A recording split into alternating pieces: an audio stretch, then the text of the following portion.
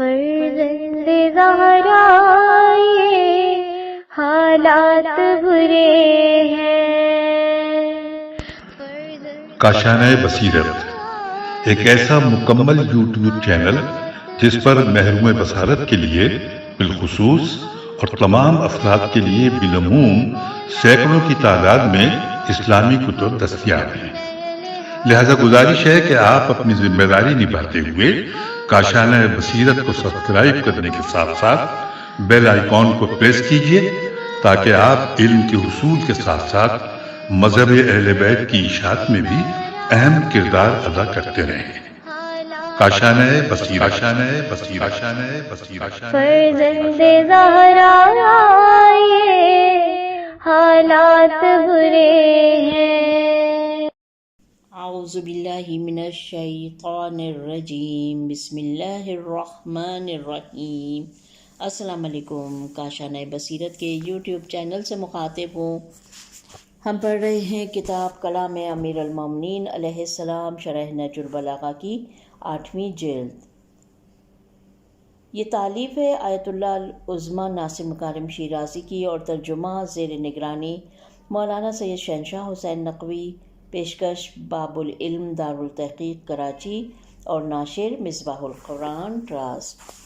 اس کتاب کو پڑھتے ہوئے الحمدللہ بتوفیق پروردگار عالم ہم خطبہ نمبر 230 آج پڑھیں گے۔ پیج نمبر ہے 399۔ آئیے شروع کرتے ہیں۔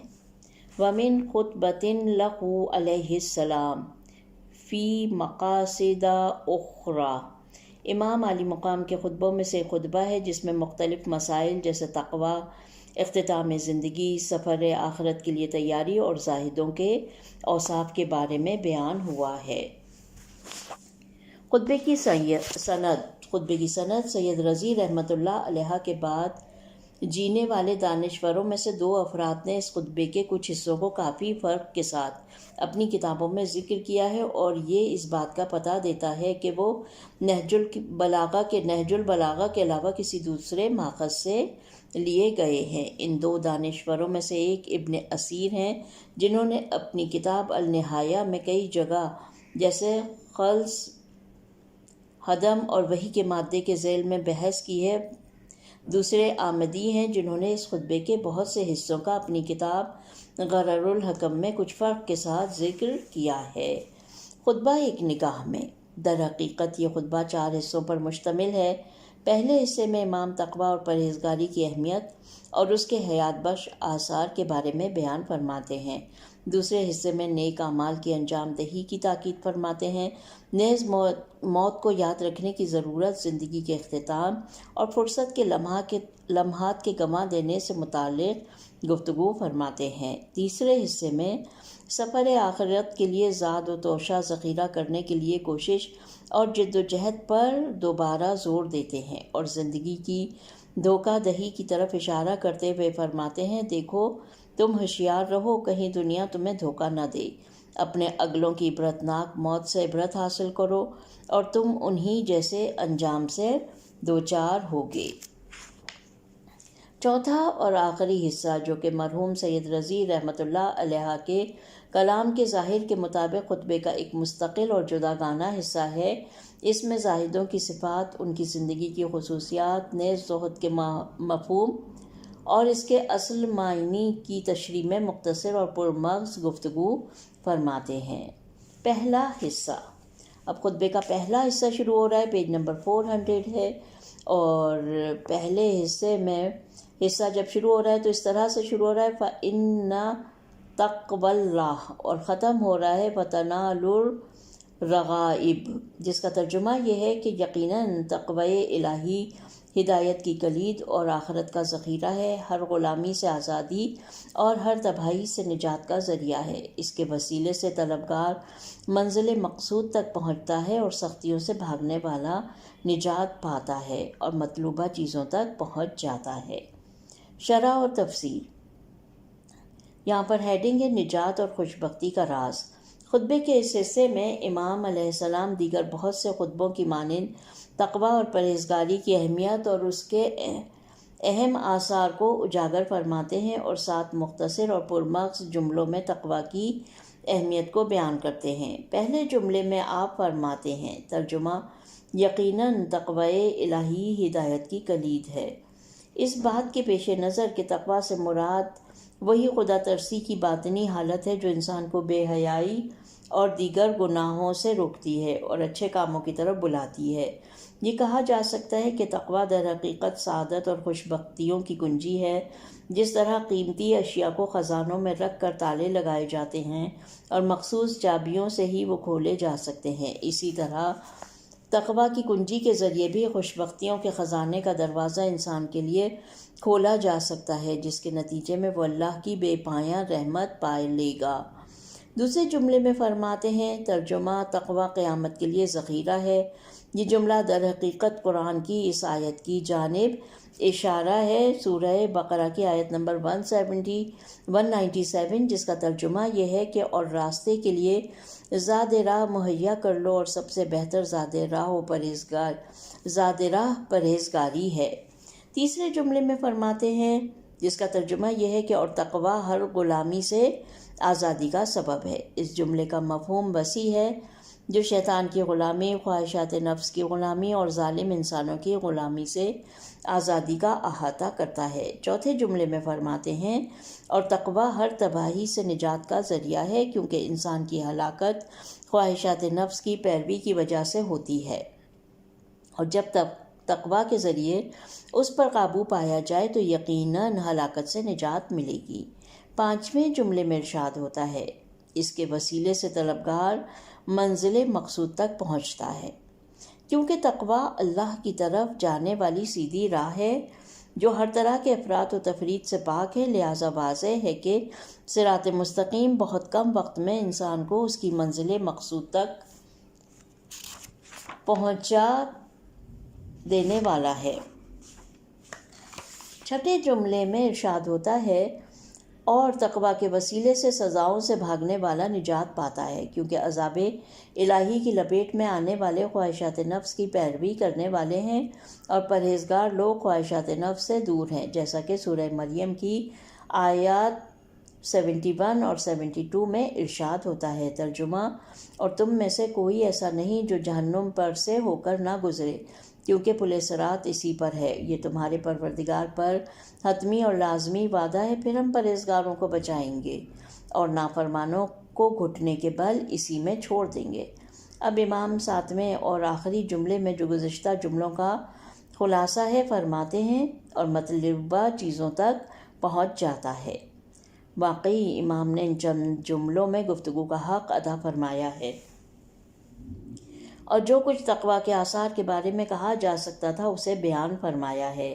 یہاں سے معلوم ہو جاتا ہے کہ کیوں خداوند متعال نے متقی ترین انسانوں کو باعزت ترین انسان قرار دیا ہے۔ چنانچہ قرآن میں اعلان ہوتا ہے، ترجمہ: اور یہ کہ کیوں تقویٰ کو جنت کی کنجی قرار دیا ہے۔ چنانچہ ارشاد ہوتا ہے، اور یہ بھی معلوم ہو جاتا ہے کہ کیونکہ انبیاء اور ائمہ معصومین علیہم السلام اور دین کے پیشوا ہمیشہ تقویٰ پر زور دیتے ہیں، نیز یہ کہ کیوں ہر ہفتے ہر نماز جمعہ میں تقویٰ کی نصیحت کی جاتی ہے۔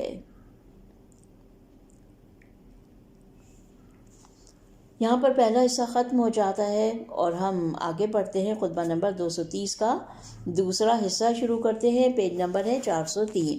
دوسرا حصہ اس طرح سے شروع ہو رہا ہے، فَعَمَلُوا وَالْعَمَلَ يَرْفَعُ وَالتَّوْبَةُ تَنْفَعُ وَالدُّعَاءُ يُسْمَعُ وَالْحَالُ هَادِئَةٌ، اور ختم ہو رہا ہے، لم ينفع وقریب محزون لم یمنع وآخر شامت لم یجزع۔ ترجمہ ہے، لہٰذا عمل کرو کہ ابھی اعمال بلند ہو رہے ہیں، اور توبہ فائدہ مند ہے، اور دعا سنی جا رہی ہے، حالات پرسکون ہیں، اعمال کا قلم چل رہا ہے، ضعف اور پیری کی طرف پلٹانے والے امر پلٹانے والی عمر، ضعف اور پیری کی طرف پلٹانے والی عمر، زنجیر پا بن جانے والے مرض اور جھپٹ لینے والی موت سے پہلے اعمال کی طرف جلدی کرو، اس لیے کہ موت تمہاری لذتوں کو فنا کر دینے والی، تمہاری خواہشات کو بدمزہ کر دینے والی اور تمہاری منزلوں کو دور کر دینے والی ہے۔ وہ ایسی ظاہر ہے جسے کوئی پسند نہیں کرتا ہے، اور ایسی مقابل ہے جو مغلوب نہیں ہوتی ہے، اور ایسی قاتل ہے جس سے خون بہا کا مطالبہ نہیں ہوتا ہے۔ اس نے اپنے پھندے تمہارے گلوں میں ڈال رکھے ہیں، اور اس کی ہلاکتوں نے تمہیں گھیرے میں لے لیا ہے، اور اس کے تیروں نے تمہیں نشانہ بنا لیا ہے۔ اس کی سطوت تمہارے بارے میں عظیم ہے، اور اس کی چڑھائیاں مسلسل ہیں، اور اس کا وار اچٹتا بھی نہیں ہے۔ قریب ہے کہ اس کے بادلوں کی تیرگیاں، اس کے مرض کی سختیاں، اس کی جان کنی کی اذیتیں، اس کی دم اکھڑنے کی بے ہوشیاں، اس کی ہر طرف سے چھا جانے والی تاریکیاں اور بدمزگیاں، اور اس کی سختیوں کے اندھیرے تمہیں اپنے گھیرے میں لے لیں۔ گویا وہ اچانک اس طرح وارد ہو گئی کہ تمہارے رازداروں کو خاموش کر دیا، ساتھیوں کو منتشر کر دیا، آثار کو محو کر دیا، دیار کو معطل کر دیا، اور وارثوں کو آمادہ کر لیا۔ اب وہ تمہاری میراث کو تقسیم کر رہے ہیں، ان خاص عزیزوں کے درمیان جو کام نہیں آئے، ان رنجیدہ رشتہ داروں کے درمیان جنہوں نے موت کو نہیں روکا، اور ان خوش ہونے والوں کے درمیان جو ہرگز رنجیدہ نہیں ہیں۔ شرح و تفسیر۔ ہیڈنگ ہے وہ انجام کے جس سے فرار ممکن ہی نہیں۔ لکھتے ہیں امام اس خطبے کے دوسرے حصے میں موت آنے سے پہلے فرصت کی گھڑیوں سے فائدہ اٹھانے کی تاکید کرتے ہوئے فرماتے ہیں، ترجمہ: لہٰذا عمل کرو کہ ابھی اعمال بلند ہو رہے ہیں، اور توبہ فائدہ مند ہے، اور دعا سنی جا رہی ہے، حالات پرسکون ہیں، اعمال کا قلم چل رہا ہے۔ امام علیہ السلام ان مختصر عبارتوں میں اس اہم نکتے کی طرف اشارہ فرماتے ہیں کہ جب تک تم دنیا میں ہو تمہارے پاس 5 اہم مواقع ہیں۔ تمہارے اچھے اعمال بارگاہ خدائی میں بلند ہو جاتے ہیں، تم توبہ کے شفاف پانی کے ذریعے اپنے گناہوں کو دھو سکتے ہو، دعائیں بارگاہ خدا میں قبول ہوتی ہیں، تمہیں سکون میسر ہے جس کے ذریعے تم ہر نیک کام کر سکتے ہو، اور آخر میں یہ کہ فرشتے تمہارے اعمال کو تحریر کرنے کے لیے آمادہ ہیں۔ لیکن اگر تم نے یہ مواقع گنوا دیے اور تمہاری موت آ پہنچی تو یہ تمام چیزیں تم سے سلب ہو جائیں گی، اور تم رنج و حسرت کے سوا کچھ نہ پا سکو گے۔ اوپر مذکورہ کلام کی توضیح اور تکمیل میں امام ارشاد فرماتے ہیں، ترجمہ: ضعف اور پیری کی طرف پلٹانے والی عمر، زنجیر پا بن جانے والے مرض اور جھپٹ لینے والی موت سے پہلے اعمال کی طرف جلدی کرو۔ در حقیقت امام اپنے تمام مخاطبین کو اس بات کی ترغیب دلا رہے ہیں کہ ان 3 چیزوں کے آنے سے پہلے نیک کاموں کی جانب سبقت کریں۔ نمبر 1، بڑھاپا جس میں تمام اعضاء سست اور کمزور ہو جاتے ہیں، جسے قرآن میں زندگی کا نامطلوب دور سے تعبیر کیا گیا ہے۔ نمبر 2، وہ بیماریاں جو کبھی طول پکڑتی ہیں اور انسان کی طاقت اور قوت کو ختم کر دیتی ہیں، نہ وہ صحیح معنوں میں عبادت کر سکتا ہے، نہ انسانوں کی خدمت اور نہ مومنین کی کوئی ضرورت پوری کر سکتا ہے۔ نمبر 3، موت جسے امام نے ایک چور سے تشبیہ دی ہے جو اچانک انسان کی ہر چیز کو لے اڑتا ہے۔ پھر امام سلسلہ کلام کو جاری رکھتے ہوئے موت کی 6 صفات کے ذریعے سب پر اس کی حقیقت کو واضح کر دیتے ہیں۔ موت وہ چیز ہے جس سے کسی کو جائے فرار نہیں، اور ہر ایک کو آخر کار اس سے ملاقات کرنی ہی ہے، چنانچہ آپ فرماتے ہیں، ترجمہ: اس لیے کہ موت تمہاری لذتوں کو فنا کر دینے والی، تمہاری خواہشات کو بدمزہ کر دینے والی، اور تمہاری منزلوں کو دور کر دینے والی ہے۔ وہ ایسی ظاہر ہے جسے کوئی پسند نہیں کرتا، اور ایسی مقابل ہے جو مغلوب نہیں ہوتی، اور ایسی قاتل ہے جس سے خون بہا کا مطالبہ نہیں ہوتا۔ یوں امام سب کو خبردار کرتے ہیں کہ یہ ملاقات کرنے والی تم سب کے پاس پہنچے گی۔ یہ ایک ایسا تیر انداز ہے جس کا نشانہ کبھی قطع نہیں جاتا، ایک ایسا حریف ہے جس کے سامنے قوی سے قوی انسان بھی گھٹنے ٹیک دیتا ہے۔ وہ آ کر ہر چیز کو الٹ پلٹ کر دیتا ہے، عیش و نوش کی بساط کو پلٹ دیتا ہے، اور لذت کے تمام مشغلوں کو ادھورا چھوڑ کر انسان کو اپنے ساتھ لے جاتا ہے، اور سب سے بڑھ کر یہ کہ اس کے لیے کوئی وقت اور مقام نہیں، اور وہ کہیں بھی اور کسی وقت بھی آ سکتا ہے۔ یہ پرمعنی تعبیرات واقعی بہت مؤثر اور جھنجھوڑ دینے والی ہیں۔ یہ غافلوں کو بیدار اور مست لوگوں کو ہوشیار کرتی ہیں۔ اس کے بعد آپ موت سے متعلق 6 دیگر صفات کا ذکر کرتے ہوئے گزشتہ کلام کو مزید مکمل فرماتے ہیں۔ ترجمہ ہے، اس نے اپنے پھندے تمہارے گلوں میں ڈال رکھے ہیں اور اس کی ہلاکتوں نے تمہیں گھیرے میں لے لیا ہے اور اس کے تیروں نے تمہیں نشانہ بنا لیا ہے۔ اس کی ستوت تمہارے بارے میں عظیم ہے اور اس کی چڑھائیاں مسلسل ہیں اور اس کا وار اچٹتا بھی نہیں ہے۔ جی ہاں انسان ہر چیز میں شک و شبہ کر سکتا ہے، مگر موت اور زندگی کے خاتمے کے بارے میں ہرگز شک نہیں کر سکتا۔ موت کے سامنے تو بڑے سے بڑے بہادر پہلوان بھی گھٹنے ٹیک دیتے ہیں اور ذہین اور ہوشیار ترین انسان بھی اس کے جال میں پھنس جاتے ہیں، اور اس سے بڑھ کر یہ کہ انبیاء اولیاء الہی بھی اس سے مستثنیٰ نہیں ہیں۔ اور قرآن کے فرمان کے مطابق کلو نفس ذائقۃ الموت۔ اس کے بعد امام موت اور اس کے حملوں نیز اس کے مقابلوں میں انسانوں کی بے بسی کے بارے میں مزید 7 نکات بیان کرتے ہوئے فرماتے ہیں۔ ترجمہ، قریب ہے کہ اس کے بادلوں کی تیرگیاں، اس کے مرض کی سختیاں، اس کی جاں کنی کی اذیتیں، اس کے دم اکھڑنے کی بے ہوشیاں، اس کی ہر طرف سے چھا جانے والی تاریکیاں اور بدمزگیاں اور اس کی سختیوں کے اندھیرے تمہیں اپنے گھیرے میں لے لیں۔ امام ان 7 جملوں میں زندگی کے آخری وحشتناک لمحوں کو کچھ اور انداز میں نہایت باریک بینی کے ساتھ بیان فرماتے ہیں۔ وہ لمحات جو نہایت ڈراؤنے اور ہولناک ہوتے ہیں، وہ لحظات جو اندھیروں میں ڈوبے ہوئے ہوتے ہیں، اور اندھیریاں بھی ایسی کہ امام نے ان کے اظہار کے لیے 4 الفاظ سے استفادہ فرمایا ہے، جس بات کی نشاندہی کرتے ہیں کہ امام کو عربوں کی زبان پر کس قدر عبور حاصل تھا۔ آپ نے ایسے فصیح و بلیغ کلام میں الفاظ کے تنوع کے ذریعے اس میں مزید حسن و نکھار پیدا کیا ہے۔ اس کے بعد آپ اپنے مخاطبین کو ناگہانی موت کے بارے میں خبردار فرماتے ہیں کہ دیکھو تم لوگ ہوشیار رہو، موت ہمیشہ طویل تمہیدوں اور طولانی بیماریوں کے ساتھ نہیں آتی، بلکہ اکثر اوقات ایسا ہوتا ہے کہ پل بھر میں بھی سب کچھ ختم ہو جاتا ہے۔ آپ فرماتے ہیں، ترجمہ، گویا وہ اچانک اس طرح وارد ہوگی کہ تمہارے رازداروں کو خاموش کر دیا، تم ساتھیوں کو منتشر کر دیا، آثار کو محو کر دیا، دیار کو معطل کر دیا اور وارثوں کو آمادہ کر دیا۔ اب وہ تمہاری میراث کو تقسیم کر رہے ہیں۔ ناگہانی موت ہمیشہ سے اور ہر زمانے میں واقع ہوتی رہی ہے، لیکن ہمارے زمانے میں بعض علل اور وجوہ کی بنا پر کچھ زیادہ واقع ہوتی ہے، اور یہ موت کی تمام اقسام سے زیادہ عبرتناک ہے، کیونکہ اس میں چھوٹے بڑے کی کوئی تمیز نہیں ہوتی اور انسان جس حال میں بھی ہو اس کے تعاقب میں آتی ہے۔ مرحوم علامہ شوستری نے اپنی شرح نہج البلاغہ میں بعض انبیاء جیسے حضرت موسیٰ علیہ السلام، حضرت داؤد علیہ السلام اور حضرت سلیمان علیہ السلام کا ذکر کیا ہے، جو سب کے سب ناگہانی موت کے ذریعے دنیا سے رخصت ہوئے۔ البتہ حضرت سلیمان علیہ السلام کے بارے میں آیت قرآن گواہ ہے کہ جب حضرت سلیمان علیہ السلام اپنی عصا پر ٹیک لگائے ہوئے کھڑے تھے تو اسی حالت میں ملک الموت نے آ کر آپ کی روح قبض کی تھی۔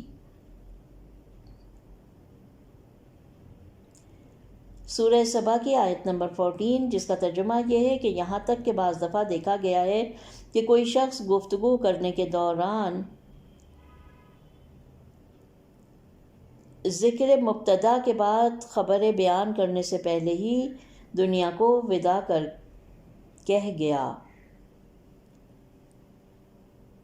آیت ہے، بسم اللہ الرحمن الرحیم، فَلَمَّا قَضَيْنَا عَلَيْهِ الْمَوْتَ وَمَا دَلَّهُمْ عَلَى مَوْتِهِ إِلَّا دَابَّةُ الْأَرْضِ تَأْكُلُ مِنْ سَأَتِهِ۔ امام نے اوپر کے 5 جملوں میں پسماندگان میں موت کے آثار کو بیان فرمایا ہے کہ عمر کے آخری لمحات میں نہ فقط بات چیت ختم ہوتی ہے بلکہ دھیمی آواز میں ہونے والی باتیں بھی خاموش ہو جاتی ہیں۔ حاضرین مجلس اچانک منتشر ہو جاتے ہیں اور کچھ ہی دیر میں اس کا گھر انسان سے خالی اور سنسان ہو جاتا ہے، اور کوئی بحث و نزاع اور شور شرابہ ہوتا ہے تو وہ وارثوں میں ہوتا ہے، جو کہ اکثر و بیشتر ارث کی تقسیم پر ہنگامہ کر دیتے ہیں، گویا وہ نہیں جانتے کہ ان کی بھی باری ہے، ان کی بھی باری بہت جلد آنے والی ہے۔ پھر امام اس حصے کے آخر میں لواحقین کو 3 گروہوں میں تقسیم فرماتے ہیں۔ ایک گروہ وہ ہے جو انسان کے خاص دوستوں کا ہوتا ہے، لیکن ان لمحات میں ان کی دوستی کچھ کام نہیں آتی، شور و غل شروع ہو جاتا ہے ان خاص عزیزوں کے درمیان جو کام نہیں آئے۔ دوسرا گروہ اس کے ہمدرد اور قریبی رشتہ داروں کا ہے، مگر وہ بھی موت کو نہیں ٹال سکتے۔ ترجمہ ہے، وہ ان رنجیدہ رشتہ داروں کے درمیان جنہوں نے موت کو نہیں روکا، اور ان رنجیدہ رشتہ داروں کے درمیان جنہوں نے موت کو نہیں روکا۔ تیسرا گروہ ان طعنہ دینے والے دشمنوں کا ہے جنہیں اس کی موت پر کسی بھی قسم کا رنج اور بے قراری نہیں۔ ترجمہ ہے، اور ان خوش ہونے والوں کے درمیان جو ہرگز رنجیدہ نہیں ہیں۔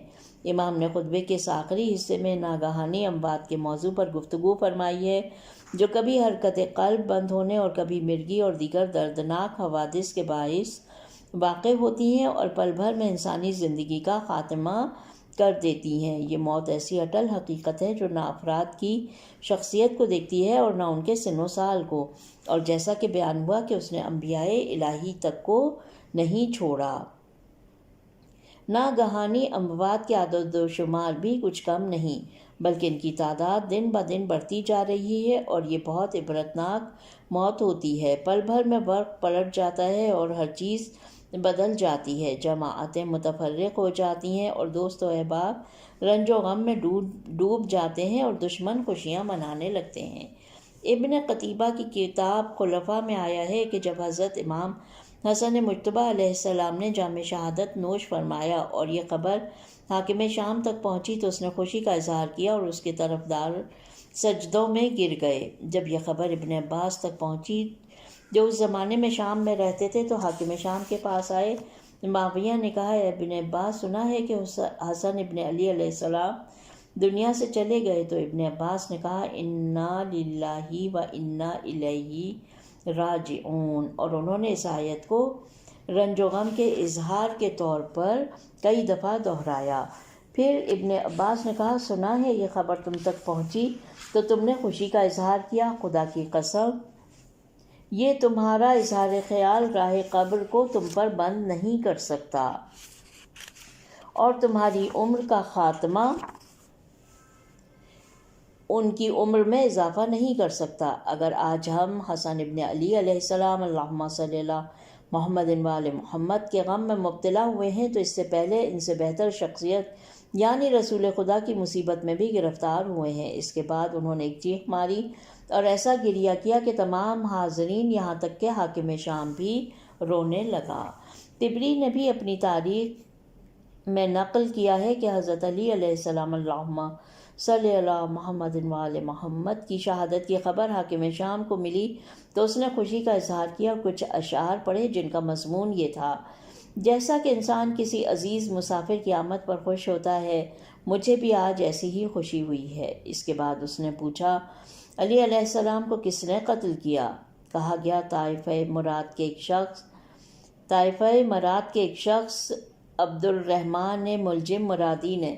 اس نے دوبارہ ایک شعر پڑھا جو عبد الرحمن ابن ملجم کی تعریف پر مشتمل تھا۔ زینب دختر ابی سلمہ بھی وہاں موجود تھی۔ انہوں نے اونچی آواز میں کہا، اے عائشہ، علی کے بارے میں تم کیا کہتی ہو؟ حضرت عائشہ نے کہا، مجھ پر فراموشی کی حالت طاری ہو گئی ہے، جب بھی مجھے کوئی بات بھول جاؤں تو مجھے یاد دلا دینا۔ جی ہاں، ایسے غافل افراد یہ بھلا دیتے ہیں کہ وہ کس حال میں زندگی گزار رہے ہیں۔ یہاں پر خطبہ نمبر 230 کا دوسرا حصہ ختم ہو جاتا ہے اور ہم بڑھ رہے ہیں خطبہ نمبر 230 کے تیسرے حصے کی جانب۔ پیج نمبر ہے 410۔ آگے بڑھتے ہیں اور دیکھتے ہیں کہ تیسرے حصے میں امام کیا فرما رہے ہیں۔ تیسرا حصہ شروع ہو رہا ہے، فعلیکم بالجدی، اور ختم ہو رہا ہے، انا وہا ولا یرکدو بلاؤہا۔ ترجمہ: اب تمہارا فرض ہے کہ صحیح کرو، تیاری کرو، آمادہ ہو جاؤ اور اس زیادہ راہ کی جگہ سے زیادہ سفر لے لو، اور خبردار، یہ دنیا تمہیں اس طرح دھوکہ نہ دے جیسے تم سے پہلے والی امتوں اور تباہ شدہ نسلوں کو دیا ہے، جنہوں نے اس دنیا کا دودھ دوہا تھا، اس کی غفلت سے فائدہ اٹھایا تھا اور اس کے باقی پسماندہ دنوں کو گزارا تھا، اس کی تازگیوں کو پشمردہ بنا دیا تھا، اور اب ان کے مکانات قبر بن گئے ہیں اور ان کے اموال میراث قرار پا گئے ہیں۔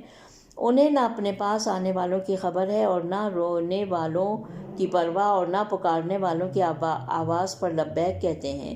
اس دنیا سے بچو کہ یہ بڑی دھوکے باز، فریب کار، غدار، دینے والی اور چھیننے والی اور لباس پہنا کر اتار لینے والی ہے۔ نہ اس کی آسائشیں رہنے والی ہیں اور نہ اس کی تکلیفیں ختم ہونے والی ہیں اور نہ اس کی بلائیں تھمنے والی ہیں۔ شرح و تفسیر، یہاں پر ہیڈنگ ہے ہیلا گر دنیا۔ لکھتے ہیں گزشتہ حصے میں موت کی سختیوں اور زندگی کے خاتمے سے متعلق گفتگو کے بعد اب یہاں امام تمام لوگوں سے مخاطب ہو کر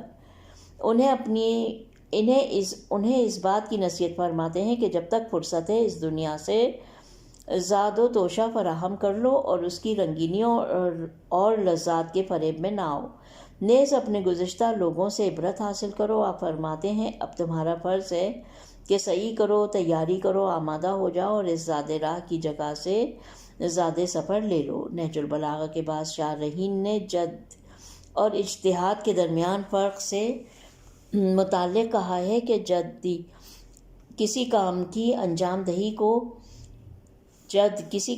انجام دہی کا عزم و ارادہ ہے، جبکہ اجتہاد اس ارادے کو عملی جامہ پہنانے کا نام ہے۔ اسی طرح تعہب سے مراد تیاری کی نیت ہے، جبکہ استعداد اس کے عملی پہلو کی طرف اشارہ ہے، لیکن اس مطلب کے لیے لغت یا قرائن متصلہ اور منفصلہ کی روشنی میں کوئی بھی دلیل بیان نہیں ہوئی ہے۔ بعید نہیں کہ جب یہ دو لفظ جد اور اجتہاد ایک دوسرے کے مقابل میں قرار پائیں تو جد اس حرکت کی طرف اشارہ ہو جو خود انسان کی طرف سے شروع ہوتی ہے، اور اجتہاد ان مثبت حرکات کی قبولیت کی طرف اشارہ ہو جو دوسروں سے انجام پاتی ہیں۔ پھر یہ تعہب اور استعداد میں بھی فرق شاید اسی صورت میں ہو، البتہ تاکید کا احتمال بھی چنداں بعید نہیں۔ اس کے بعد مزید فرماتے ہیں ترجمہ: اور خبردار، یہ دنیا تمہیں اس طرح دھوکہ نہ دے جس طرح تم سے پہلے والی امتوں اور تباہ شدہ نسلوں کو دیا ہے۔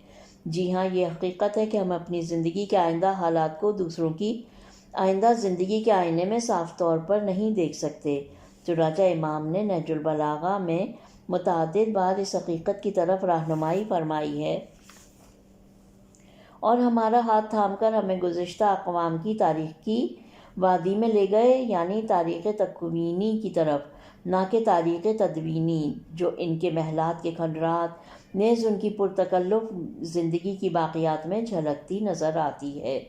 خوش قسمتی سے آج کے دور میں عجائب گھروں میں ذخیرہ شدہ گزشتہ اقوام کے آثار و باقیات اس سلسلے میں ہمارے لیے بہت مددگار ثابت ہو سکتی ہیں۔ ایک طرف فلاں بادشاہ کا تخت و تاج، دوسری طرف فلاں عظیم سپہ سالار کی جواہرات سے مرصع تلوار، اور ایک طرف سلاطین کی مومیائی شدہ لاشیں ماضی کی داستانیں سنا رہی ہوتی ہیں۔ اگرچہ دنیا پرستوں نے اس اہم موضوع میں تحریف کر کے اسے ایک اور دنیا پرستی کا روپ دیا ہے، یعنی عجائب گھروں کے مالکان کے لیے ذرائع آمدنی اور دیکھنے والوں کے لیے اپنی گزشتہ تاریخ پر فخر و مباحثت کا وسیلہ بنے ہیں۔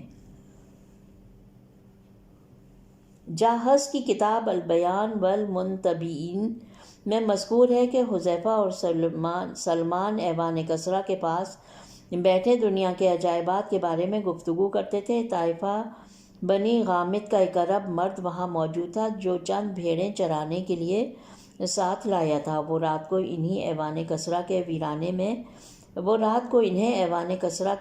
میں لے جاتا تھا، جہاں تخت کسریٰ کی باقیات بھی تھیں، جو ایک خاص قسم کے پتھر پر مشتمل تھیں۔ یا رب، مرد کبھی اس پر بیٹھتا تھا، کبھی اس کی بھیڑیں ایوان کسرا کی دیگر باقیات کی طرف جاتی تھیں۔ سلمان نے کہا، یہ واقعی ان عجیب ترین کاموں میں سے ہے جن کے بارے میں ہم نے گفتگو کی ہے۔ بریکٹ میں لکھا ہے، کل کے بادشاہ کا محل آج کے جانوروں کا ٹھکانہ بنا ہوا ہے۔ یہاں پر ایک شعر ہے جس کا ترجمہ ہے، ہاں اے دل عبرت کی نگاہوں سے دیکھ اور ایوان مدائن کو آئینہ عبرت جان۔ اس کے بعد امام چند جملوں میں گزشتہ اقوام کے حالات بیان کرتے ہوئے فرماتے ہیں۔ ترجمہ، جنہوں نے اس دنیا کا دودھ دوہا تھا، اس کی غفلت سے فائدہ اٹھایا تھا اور اس کے باقی پسماندہ دنوں کو گزارا تھا اور اس کی تازگیوں کو پشمردہ بنا دیا تھا، اب ان کے مکانات قبر بن گئے ہیں اور ان کے اموال میراث قرار پا گئے ہیں۔ نہ انہیں اپنے پاس آنے والوں کی خبر ہے اور نہ رونے والوں کی پرواہ ہے اور نہ پکارنے والوں کی آواز پر لبیک کہتے ہیں۔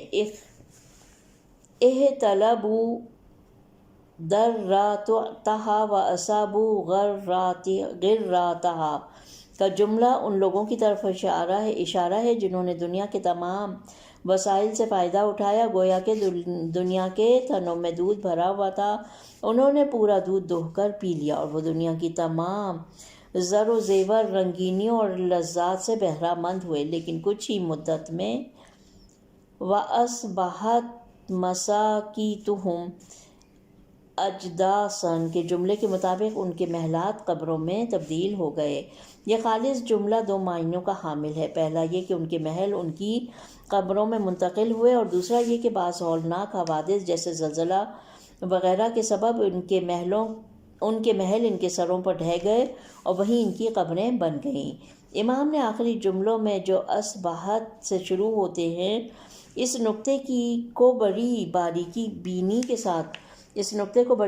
بینی کے ساتھ فرمایا ہے کہ وہ لوگ کچھ اس طرح دنیا سے بیگانہ ہو گئے کہ اپنے دوست احباب کو بھی جو ان کی قبروں پر روتے ہیں نہیں پہچانتے اور ان کی فریاد کو نہیں سن سکتے۔ البتہ یہ ان دنیا پرستوں کے بارے میں ہے جو خدا کو بھلا بیٹھے ہیں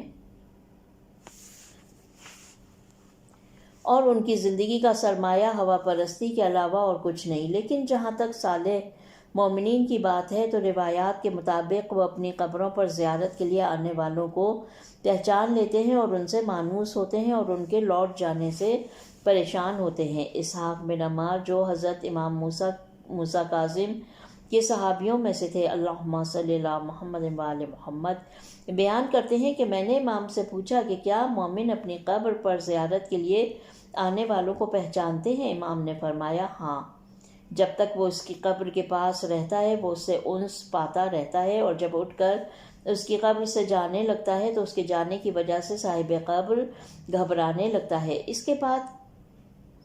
اس کلام کے بعد امام نتیجہ اخذ کرتے ہیں۔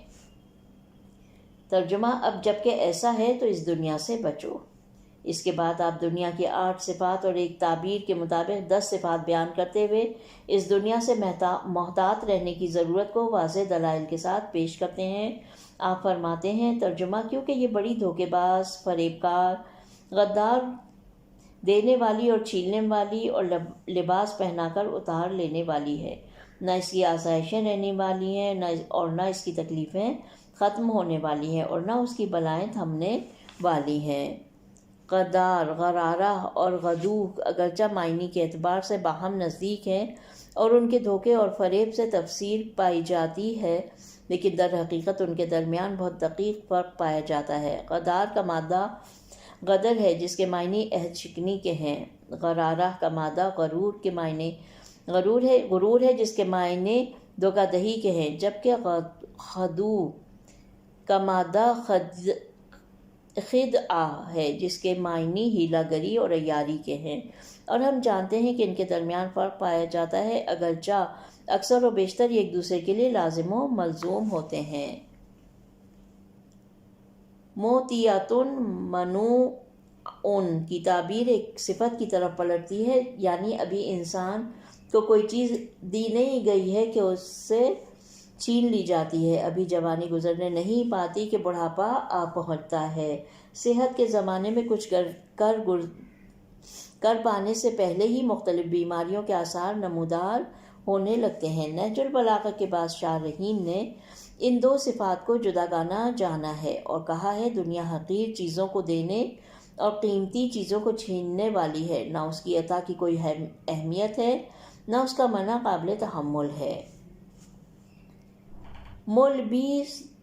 ملبیسا تغزؤ کی تعبیر کے بارے میں بھی یہی دو تفسیریں قابل ذکر ہیں۔ پہلی یہ کہ دنیا پہلے طاقت و عظمت کا لباس انسان کے تن پر پہناتی ہے اور پھر مختصر ہی مدت میں دوسرے ہاتھ سے اسے چھین لیتی ہے۔ دوسری یہ کہ یا وہ حقیر لباس انسان کو پہناتی ہے اور گراں بہا لباس کو اس سے چھین لیتی ہے۔ دونوں ہی جملوں میں پہلی تفسیر زیادہ مناسب معلوم ہوتی ہے۔ رخا، انا اور بلا کے درمیان بھی فرق واضح پایا جاتا ہے۔ رخا کے معنی سکون اور آسودگی کے ہیں جو دنیا میں بہت کم نصیب ہوتی ہے۔ انا کے معنی سختیوں اور مصیبتوں کے ہیں جن کا اہل دنیا کو ہمیشہ سامنا کرنا پڑتا ہے۔ بلا سے مراد ناگوار حوادث ہیں جو خواہ قدرتی ہوں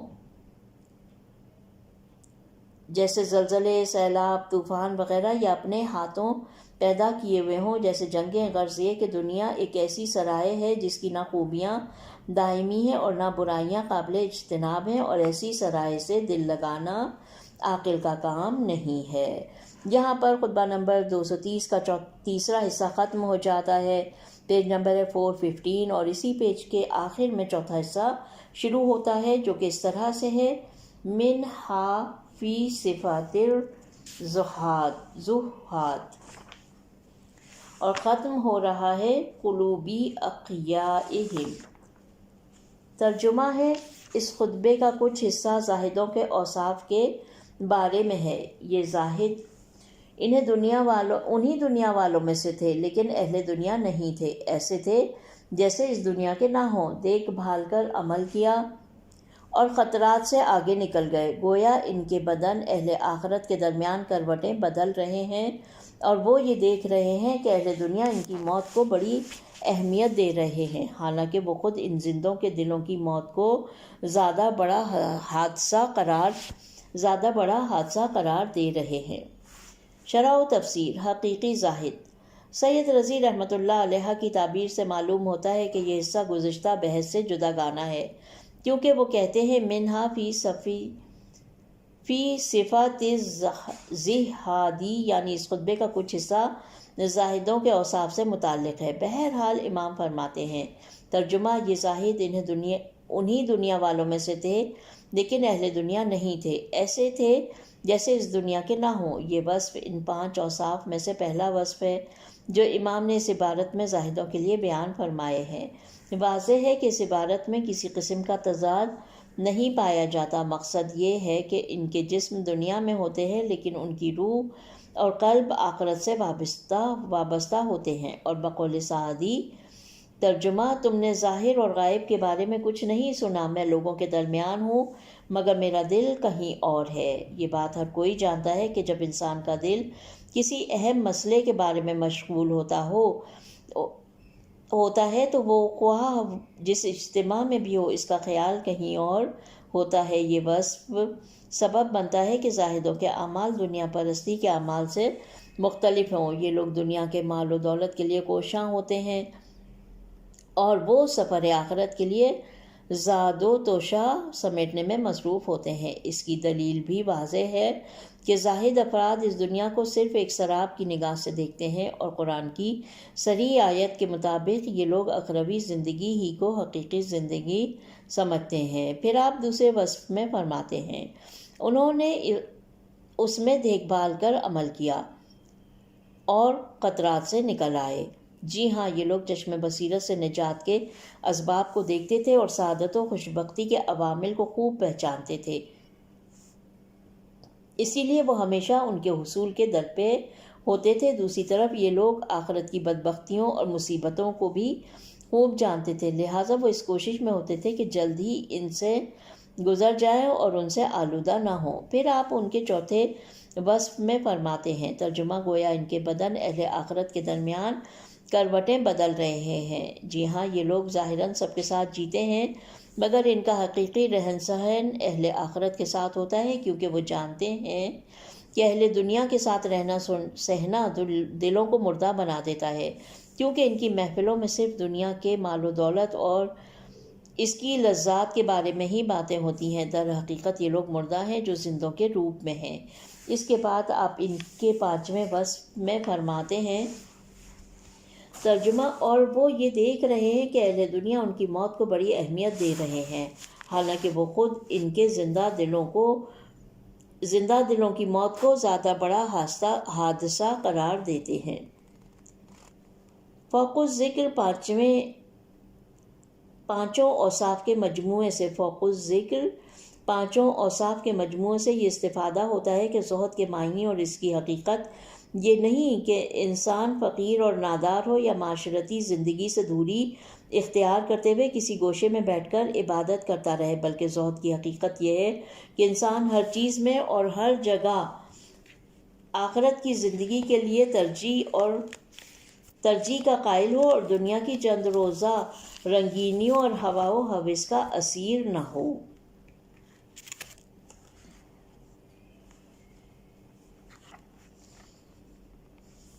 ایک دوسرے خطبے میں امیر المومنین علیہ السلام فرماتے ہیں ترجمہ، اے صاحبان زہد و پرہیزگاری سے مراد وہی آرزوؤں کا مختصر ہونا اور نعمتوں کا شکر ادا کرنا اور گناہوں سے پرہیز کرنا ہے۔ اسی خطبے کے ذیل میں زہد کی حقیقت کے بارے میں سیر حاصل گفتگو کی گئی ہے۔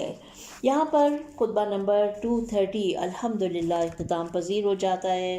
پرمعنی گفتگو، پرمغز جملات اور بے حد قیمتی حقائق ہیں جو امام نے ارشاد فرمائے ہیں۔ پروردگار عالم، تجھ سے یہ دعا ہے کہ تو ان حقائق کو سمجھنے میں ہماری مدد فرما اور دنیا کو ہم آخرت کے لیے استعمال کریں، دنیا کی رنگینیوں میں گم نہ ہو جائیں۔